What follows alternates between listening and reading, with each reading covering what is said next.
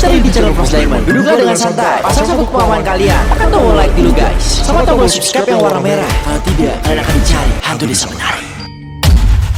KKN Desa Penari guys. Nah jadi banyak sekali dari kalian untuk Frost Diamond ngebahas KKN ya guys ya. Karena udah banyak sekali yang bahas, nih Frost Diamond bakal bahas secara fullnya yang sesuai aku ketahui sama tim aku ya guys ya. Jadi guys, kenapa aku tertarik buat bahas? Katanya film ini tuh bisa mengalahkan film-film bioskop hantu lainnya. Karena film ini tuh ya guys ya bisa ngalahin film dari Marvel yang juga sedang tayang, yaitu Doctor Strange Multiverse of Madness ya guys ya. Bayangin aja guys, ini film dari Indonesia akhirnya bisa mengalahkan film dari luar negeri yang viral guys. Nah pas pertama kali tayang juga di bioskop pada tanggal 30 April 2022 hingga hari ini, pas aku lagi bikin video ini, film ini sudah ditonton lebih dari 4,5 juta penonton dan menjadi film horor layar lebar paling banyak ditonton di Indonesia ya guys ya. Nah guys, coba kalian komentar dulu guys sebelum kita bahas ya guys ya. Coba kalian komen dan kalian ceritakan film KKN yang udah tayang atau yang udah kalian tonton itu kayak gimana ya guys ya. Apakah gimana gitu kan, kalau Frost Diamond sendiri belum menonton filmnya di bioskop guys ya. Tapi kita kali ini bakal ngebahas rumor yang ada tentang film KKN Desa Penari yang asli guys. Kenapa bisa muncul cerita ini dan bakal ada dua versi juga guys. Nah kita bakal langsung bahas ya guys ya, kenapa cerita KKN di Desa Penari ini bisa muncul gitu ya guys ya. Jadi awal mulanya itu diposting pertama kali oleh akun bernama Simpleman, yaitu @simpleman_m8137853 guys. Yang di-tweet di Twitter, KKN di Desa Penari itu dibuatnya pada 24 Juni 2019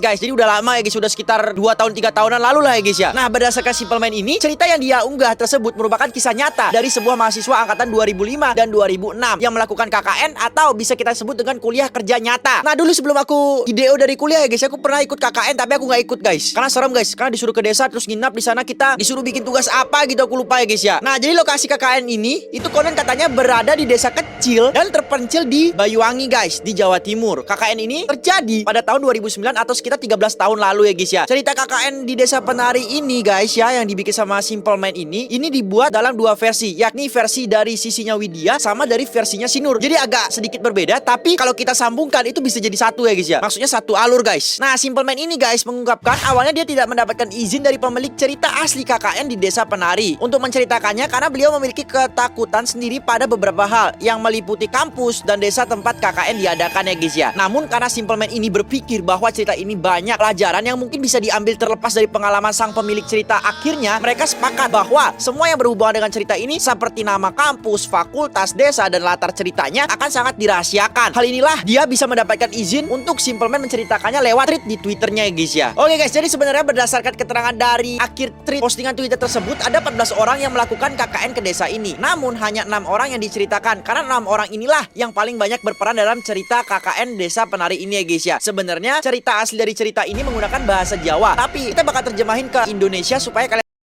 Mom's recipes. guys, kalian komen guys. Nanti aku bakal kasih love komentar kalian ya guys ya. Jadi awalnya itu ada 2 orang mahasiswa tingkat akhir dari suatu perguruan tinggi. Kita sebut saja Nur dan Ayu. Mereka ini adalah siswa tingkat akhir yang ingin melaksanakan KKN sebagai salah satu persyaratan untuk mengajukan skripsi. Lalu Ayu menyarankan suatu desa di Jawa Timur yang konon katanya berada di daerah Banyuwangi di Jawa Timur guys. Nah Nur ini memiliki kemampuan merasakan hal-hal gaib dan sensitif akan hal tersebut. Awalnya dia merasa keberatan karena menurut Nur lebih baik KKN di daerah yang mengarah ke barat Pulau Jawa. Namun akhirnya Nur pun setuju karena sudah tidak ada pilihan lagi nih. Dan saat itu juga guys, Ayu dan Nur mengobservasi desa tersebut dengan diantarnya oleh kakaknya si Ayu, yaitu Mas Ilham. Ketika sampainya di perbatasan jalan raya dan mau masuk ke jalan tol ke desa, mereka turun dari mobil. Hal itu dikarenakan karena jalan menuju desa tersebut belum bisa diakses menggunakan mobil. Lalu mereka pun dijemput menggunakan sepeda motor pada saat di tengah perjalanan menuju desa itu. Di tengah-tengah hutan, Nur ini melihat ada seorang wanita cantik sedang menari-nari dengan sangat elok gemulai. Lalu wanita cantik tersebut melihat ke arah Nur. Namun ketika Nur menoleh kembali, wanita cantik yang sedang menari itu sudah hilang guys. Nah dari kejadian itu Nur sudah tahu bahwa ada sesuatu yang mistis di desa tersebut. Sesampainya di desa tersebut, mereka disambut oleh kepala desa, yaitu Pak Prabu yang merupakan teman dekatnya si Ilham ini guys. Pada awalnya Pak Prabu mengatakan bahwa desa tersebut belum pernah dipakai dan diizinkan untuk KKN sebelumnya. Kayaknya nggak bisa deh Ham,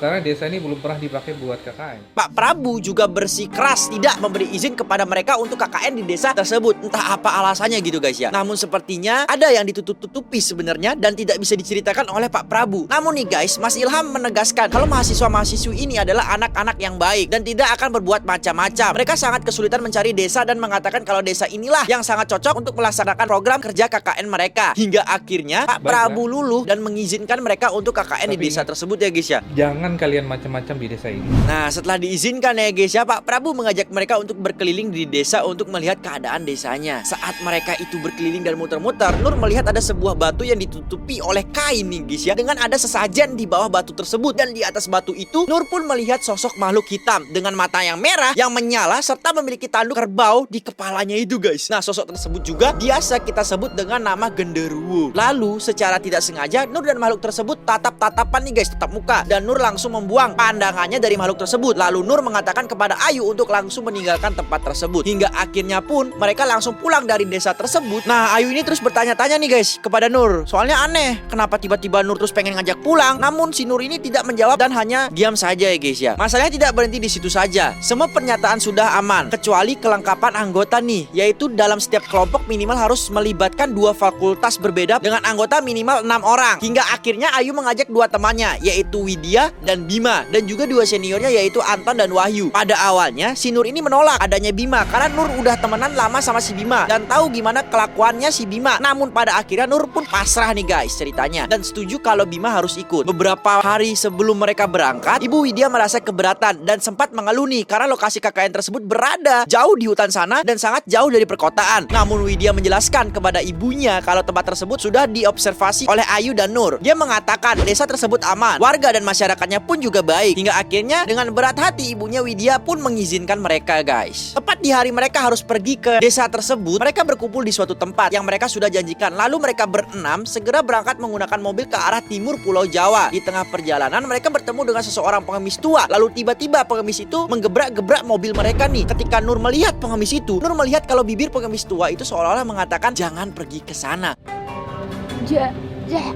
Jangan pergi, nak. Namun Nur tidak yakin dan melupakan kejadian itu guys. Tidak terasa mereka pun sudah sampai ke perbatasan atau persimpangan antara jalan raya dan jalan masuk ke desa tersebut. Sama seperti sebelumnya, jalan masuk ke desa tersebut belum bisa diakses menggunakan sebuah mobil, sehingga mereka turun di pinggiran jalan raya lalu dijemput menggunakan motor untuk masuk ke dalam desa tersebut. Nah, mereka ini dijemput oleh